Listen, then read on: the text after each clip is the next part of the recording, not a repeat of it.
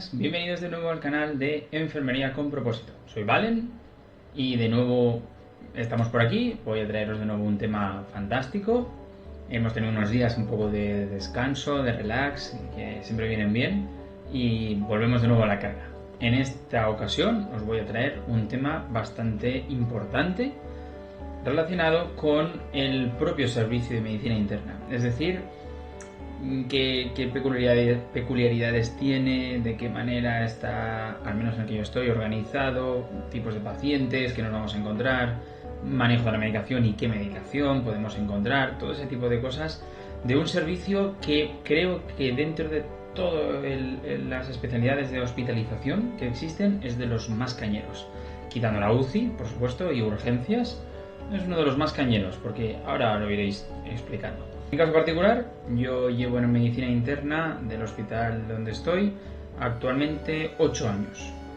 Entré en 2018 y desde entonces la verdad que el impacto fue bastante fuerte, porque yo venía de planta de cirugía, de estar año y medio más o menos en una planta de cirugía del estilo digestivo, pues con pacientes colostomizados o ileostomizados. También teníamos algo de urología, había muchos lavados vesicales continuos, como recordaréis en el anterior vídeo que lo explicábamos.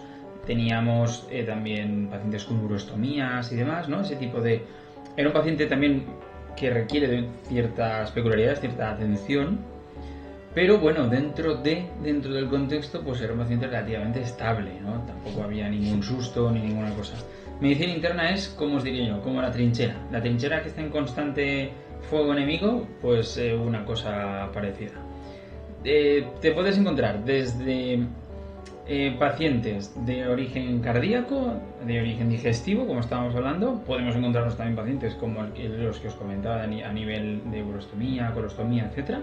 Podemos encontrar dentro de la línea de patologías digestivas, pues pancreatitis, diverticulitis, hemorragias digestivas altas o bajas, etc. Luego pasamos al tema oncológico. Hay prácticamente un porcentaje elevadísimo de pacientes oncológicos, no que precisen a lo mejor de una medicación oncológica específica, porque muchas veces los que sí la precisan acuden o se les transporta en el momento en el que están ingresados y coincida que les toca la sesión, pues van al hospital de día y se les administra, y cuando ha finalizado su sesión pues vuelven, sino más bien como complicación sistémica a consecuencia de su patología oncológica de base, que suele ser la gran mayoría de casos, ¿no? A nivel respiratorio tenemos una barbaridad, y sobre todo de cara al invierno es una locura, con la gripe, con bronquitis, con neumonías, es una locura. Y nos estamos especializando, como ya habréis visto en otros vídeos, yo os explicaba, por el manejo de la maquinaria respiratoria necesaria en caso de situaciones críticas. Tenemos pacientes, pues bueno, de toda índole también. Alguna vez hemos tenido algún paciente de trauma, pero porque no cabían. O pacientes así, bueno, sobre todo de diálisis, pacientes de nefrología, tenemos una barbaridad. También estamos muy pegados al servicio de diálisis, con lo cual está muy bien que tengamos esa comunicación bilateral, porque muchas veces vienen pacientes dializados o previos a dializar, o simplemente que son que los lleva a cabo nefrología, los tiene controlados nefrología, pero que estando en su casa pues se han puesto más enfermos o se les ha complicado algún aspecto en concreto, y entonces han tenido que ingresar, e ingresan como medicina interna o en medicina interna, pero a cargo también de nefrología si precisa que sean ambas especialidades las que lo lleven, ¿no? El primer impacto cuando entré en este servicio pues fue sorpresivo, porque claro, ostras, yo venía de tratar pacientes de cirugías sencillitos, venía de haber estado también durante mucho rodaje, tanto cuando estuve en el extranjero como luego al volver, en urgencias, paciente de urgencias, pues de todo tipo, es verdad, pero bueno, haces un ABC y luego cuando pasa a planta, pues ese paciente ya no lo vuelves a ver. No requiere de un seguimiento muy constante al que te suponga después una exposición muy prolongada en la que te suponga pues, problemas, sorpresas, sustos, etc., ¿no? Y sin embargo lo acogí con gusto, con ganas, como realmente casi todo, y allá donde hubiera aterrizado pues hubiera hecho lo mismo. Ya os lo dije que muchas veces es cuestión de plantearse, de la actitud, y para adelante, y aquí estamos después de 8 años, y la verdad es que me ha servido muy bien, porque he aprendido una barbaridad.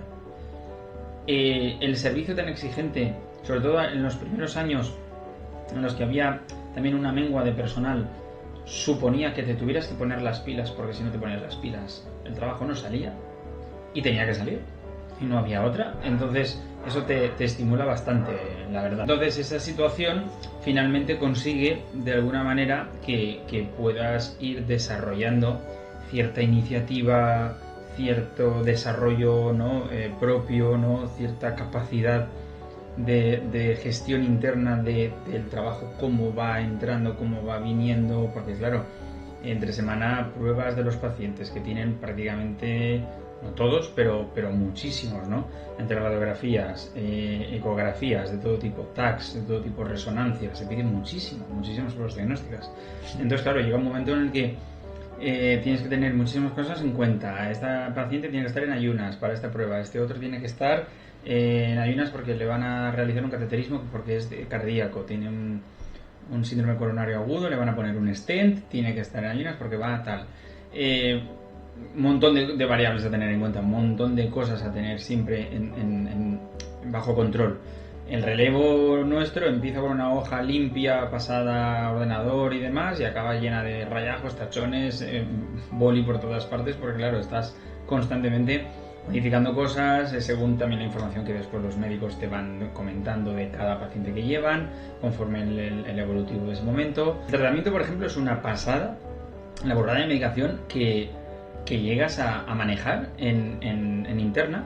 Hay unos cuantos que ya son, digamos, el ABC, ¿no? Porque desde a nivel intravenoso, por ejemplo, muchísimos pacientes llevan diuréticos, corticoides y mucha medicación, sobre todo antibióticos intravenosa, ¿no? Acabas aprendiendo muchas veces el ABC que los propios médicos utilizan, ¿no? Pues mira, si viene una pancreatitis, según la gravedad, pero habitualmente suele llevar ya ciprofloxacino y metronidazol de manera sistemática, ¿no?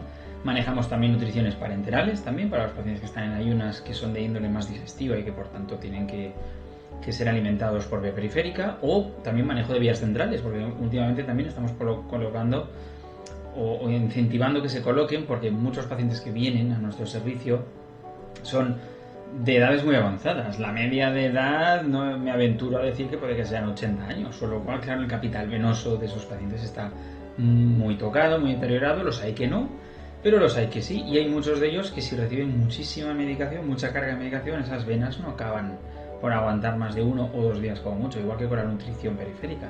Entonces muchas veces buscamos incentivar a que se coloquen pues líneas medias, los midline o los PICs incluso, que están súper bien. Nuestro servicio de intervencionismo, ¿no? de colocación de estos tipos de catéteres va genial, son unos cracks, están muy a la última y nos facilitan muchísimo el trabajo, porque luego es un catéter del que únicamente has de observar pues que sea muy importante, permeable y demás, ¿no? Su limpieza, que si está limpio y se mantiene limpio puede estar durante una semana hasta el próximo cambio de apósito, y el paciente recibe ahí ningún pinchazo, igual que para realizar analíticas también. Otra cosa también, debido a esas circunstancias, claro, acabas cogiendo cierta pericia, si ya la tenías la mejoras todavía en la canalización de vías periféricas, en las analíticas, las extracciones de sangre, incluso gasometrías arteriales también, porque nuestro servicio, dado que tiene también pacientes de índole de neumología, pues tenemos que ir haciendo cada 2x3 también, porque se han de valorar a nivel de gases, ¿no? Entonces tenemos un gasómetro. Quiere decir que al final tenemos de todo, tocamos de todo y manejamos de todo. Entonces eso es verdad que no te especializa en algo en concreto, no te especializa de todo, es verdad, pero te ayuda a mantener cierto conocimiento general bastante extenso de un montón de tipos de patologías y de pacientes, ¿no? El manejo de ellos y demás. Entonces, claro, llegas a tener un abanico tan amplio que eso supone que puedan surgir situaciones de toda índole y complicaciones de cada uno de esos tipos de pacientes, características de ellos, de las que a lo mejor en otros servicios pueden no estar acostumbrados o no estar bien preparados porque no han adquirido esa experiencia, Pero nosotros sí, nosotros podemos manejar la complicación de un paciente urológico con un sondaje vesical complicado o con un sangrado vesical enseguida sabiendo colocar sonda vesical de 3 luces y un lavado continuo, antes incluso a lo mejor de que pudiera el urólogo venir a decírnoslo, ¿no? O simplemente consulta telefónica, pero muchas veces lo hacemos por motu propio porque sabemos lo que hay que hacer, ¿no? Luego si es preciso quitarlo y el urólogo así lo considera, pues se le quita. Por ejemplo, muchas veces también incluso si vemos a un paciente ya con respiratorio, con cierta somnolencia, que no nos convence, que vemos que la respuesta a estímulos es muy limitada, cuando antes estaba bien, pues ya enseguida estamos valorando que posiblemente esté haciendo una retención de carbónico y que igual a lo mejor hay que avisar al médico. ¿Pero qué hacemos para ello? Confirmarlo. ¿Cómo? Con una gasometría arterial. Directamente muchas veces, si ya coincide que el neumólogo no está en planta, porque ya son horas en las que no se encuentran físicamente en el hospital, pues entonces realizamos una gasometría. O muchas veces llamamos a un médico de guardia y él nos lo dice. Pero hay ocasiones en las que a lo mejor hay cierta premura o cierta urgencia, tomamos la batuta, por así decirlo, y de ahí determinamos ya con una serie de valores y sabemos qué valores tienen que rondar unas cosas u otras. Es decir, eso al final es la práctica. Igual que los enfermeros de UCI, muchas veces tenemos monitores también. Tenemos monitorización desde la mitad de la planta hasta el final. O sea, tenemos habitaciones de la 1 a la 20, ¿no? Pues a partir de la 12 hasta la 20 tenemos monitorización. Y de esa manera, muchas veces pacientes que precisan de un control cardíaco por electrodos por un problema determinado, o muchos pacientes respiratorios que precisan de un control de oxigenoterapia, ¿no? De saturímetro, le colocamos el saturímetro. Quiere decir que al final nos acabamos por especializar mucho, ¿no? Pero lo que decía, eso supone que ese tipo de amalgama tan amplia de pacientes supone que sus consecuentes complicaciones, ¿no? Sus características complicaciones, pues las valoramos. Y de igual manera que muchas situaciones duras también. Hay muchos pacientes que han venido a lo mejor por un problema determinado aleatorio, ¿no? O puntual, pues un poco de neumonía que parece que tal, que cual. Personas de todas las edades, quiero decir, ¿eh? No hay tampoco un patrón que te determine que sea más de un estilo o de otro. Por desgracia, en lo que os voy a contar hay de todo. Y se le hacen unas pruebas pues, radiológicas o que confirmen ese diagnóstico o que permitan tener una información más ampliada de ese diagnóstico y acaban encontrando neoplasias. Y muchas veces topamos con pacientes que han recibido ese tipo de notición y claro, ya no solamente es el manejo sintomatológico, también es el manejo psicológico, el notición. Claro, son gente que no se lo espera. Yo ingreso por una neumonía, me hacen una placa, ven algo raro en la placa, deciden hacer un TAC para ampliación de imagen y resulta que en el TAC ven un nódulo tumoral en el pulmón y no estaba, o yo no lo sabía y no había señales que me demostraran que lo pudiera tener. Quiero decir, son cosas muy graves. Todo eso aprendemos a lidiarlo porque llega es el día a día realmente de nuestra planta. Quiero decir con esto pues que no es como por ejemplo una planta de traumatología, ¿no? Pues una persona que se ha roto el fémur o se ha roto el húmero o el cúbito o el radio, pues sí, intervención, esto, lo otro, prótesis o escayola, unos días de mantenimiento con manejo del dolor. Cuando la persona está bien, pues puede volverse a su casa con manejo del dolor por vía oral y a partir de ahí pues ya en adelante, ¿no? Quiero decir, son muchas cosas. De igual manera también manejamos muchísimas perfusiones, no solamente para las nutriciones, como os comentaba, muchísima fluidoterapia que a veces precisa de que sea por bomba de perfusión, mucha medicación importante por bomba de perfusión también. Pues por ejemplo pacientes digestivos que precisan estar en dieta absoluta y que han tenido una hemorragia digestiva, pues por ejemplo se les administra una bomba o una perfusión de omeprazol. O muchos pacientes que se les administra una perfusión de somatostatina porque tienen a lo mejor episodios de tensiones altísimas, manejo de medicaciones también orales de una índole de una manera diferente, a lo mejor no solamente las crónicas que pueden tomar los pacientes, también algunas específicas, manejo de la urgencia respiratoria, con corticoides rápidos, nebulizaciones. Utilizamos un sistema que se llama Aerogen, que es una maravilla, que nebuliza súper rápido con una máscara que preparamos nosotros, con un fungible muy fácil de preparar, muy lógico y va muy bien. Pues hacemos también, el paciente que se complica así pues requiere de tandas, requiere de medicación intravenosa de rápida actuación, en fin, es toda una amalgama de cosas muy importante y la verdad es que me gusta muchísimo porque te enriquece, te desarrolla, te prepara, te adapta.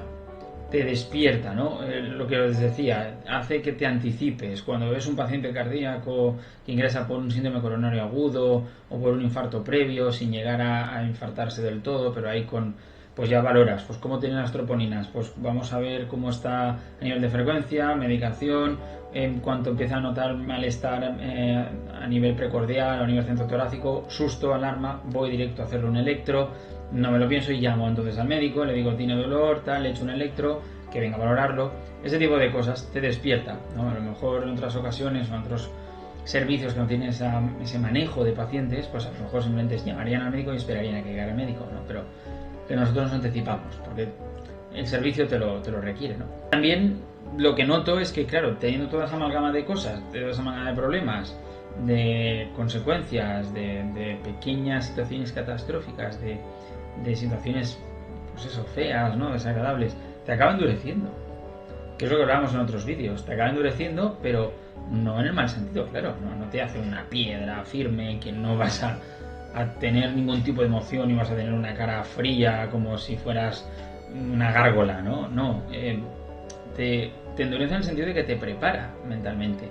Te has adaptado, te has habituado y por tanto el manejo lo haces de manera mucho más objetiva y sin que ello acarree una serie de consecuencias emocionales o psicológicas para ti. Y eso es una ventaja. Porque a lo mejor en otras situaciones o en otros servicios en los que no haya tanta situación así dura, pues cuando viene una así, pues puede ser impactante. O puede ser chocante para la persona, puede afectarle incluso. Llega un momento que nosotros, pues bueno, pues ¿qué vas a hacer? Pues lo que hay, pues tal. Quiero decir que al final es toda una situación de experiencias diversas que acabas adaptando como habituales y normales y te haces a ellas, ¿no? Y eso es todo. Quiero decir, a mí personalmente lo que más me entusiasma de todo esto no solo es el conocimiento amplio que acabas adquiriendo, que hemos comentado, sino sobre todo el manejo de medicación y el manejo de saber entenderla, de saber manejarla como toca, de saber aplicarla como toca, de saber en qué momentos, para qué casos, cuál es el principio fundamental de esa medicación o de otra, el por qué se utiliza para esto o para aquello. Todo ese conocimiento, para aquel que es ávido de conocimiento, yo me incluyo en ese caso, a mí me chifla, porque a partir de ahí puedes tener mucha capacidad de autodidacta, digamos, pero al mismo tiempo capacidad de resolución de problemas, ¿no? De situaciones. Saber enseguida qué manera enfocar una cosa u otra. Y eso es una maravilla. Quería también como apunte comentaros también el tema de los pacientes que hemos dicho que son de media muy anciana, pues una de las problemáticas que tenemos también son por las noches las desorientaciones. Muchas veces vienen pacientes mayores ya con una demencia de base, con un Alzheimer, o incluso la estancia en el propio hospital acaba por desorientarlos. Y acaba por producir ciertos episodios pues, de delirium, que puede ser o hipoactivo o hiperactivo, delirium leve en el sentido de que pues, simplemente les da por balbucear, hablar o incluso por gritar. Entonces, claro, hay situaciones en las que pues tenemos que administrar ciertas diazepinas, benzodiazepinas que pauta el médico, pues para que el paciente se relaje porque no hay manera, porque intentan tirarse de la cama, porque intentan... Esas situaciones también son más crudas y las tenemos prácticamente el día a día. No hay noche que no hagamos que no nos toque un paciente de esas características o varios a la vez, porque el rango de edad es el que es. Hay otras plantas en las que no tienen ese problema porque la propia patología que cubren pues no cumple con ello, ¿no? O la edad, el rango de edad que incluyen no supone que sea un paciente con esa problemática, y la nuestra sí. Pero bueno, es lo que toca, quiero decir, es medicina interna, es el abanico amplio de todo. Así que nada, esta era mi reflexión para el vídeo de hoy. Espero que os haya gustado. No puedo alargarme muchísimo porque tardaría horas en haceros una buena definición detallada, pero creo que se ha dado unas pinceladas muy importantes, muy detalladas. Si igualmente que tenéis algunas dudas, algunas preguntas, si estáis en el servicio de medicina interna también vosotros o vosotras, si queréis saber algo más al respecto o comparar, ¿no? Cómo tenéis vuestro manejo de la situación o de la planta, cosas así, ya sabéis, ponerlo por comentarios. Tenemos conversaciones fantásticas, darme ideas a lo mejor o proponerme a lo mejor cosas, yo las comento, hacemos un vídeo de ello y lo podemos poner en común y aprender todos juntos, que al final se trata de eso. Así que nada, espero que os haya gustado el vídeo. Recordad de darle al like si ha sido así. Como decía, poner en comentarios todo lo que consideréis. Y nos vemos en el próximo vídeo. Chao, chao. Hasta pronto.